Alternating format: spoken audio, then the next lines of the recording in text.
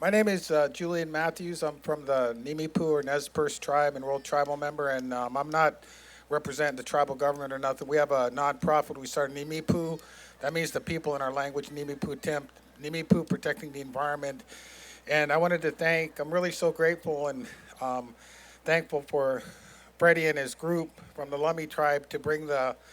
We're the first stop on this journey at the Snake River, and like this sign says, the Nez Perce, we have a treaty with the federal government, 1855 treaty with the Nez Perce, this is called. You can look it up online or whatever. And what that entails is that we ceded 11 million acres to the federal government. We didn't give it away or give away our rights. We retained the rights to hunt, fish, and gather our traditional foods and medicine hunt. And so now we're fighting to, we have 4 dams on the lower Snake River waterway that runs up to the Lochsaw Selway and some of our traditional, the headwaters and our traditional lands up on the Selway, Lochsaw River and other places along the salmon.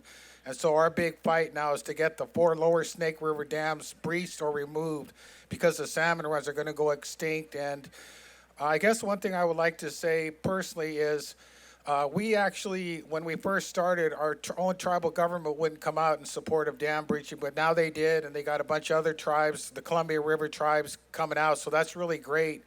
I guess what I'm getting at is a lot of times I don't feel the government is going to solve our problems.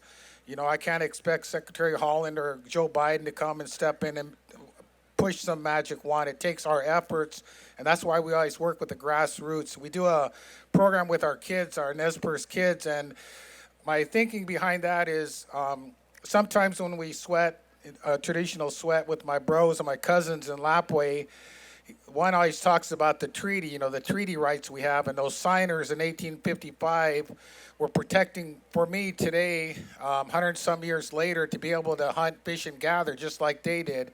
And so that's what I think of when I work with our kids at the tribe, is that I want to, when I am gone, I told them 30 years from now I could be gone, but I don't want them to say, what was Julian doing when those salmon were going extinct? What was your generation doing? And I don't want to be the one to say, well, we weren't doing anything. So this is our big fight out. We're out by the Snake River runs, Washington, eastern Washington, and north central Idaho. And we have a lot of information on it. We have a lot of groups helping us to all we want is to be able to take salmon from that river like we did, like my grandfather did, like my great grandfather did, and I don't want to be the one that loses it. So I told them that I'm going to fight for this Snake River dam removal. We're going to keep doing what we got to do and push whoever we got to push. Thanks.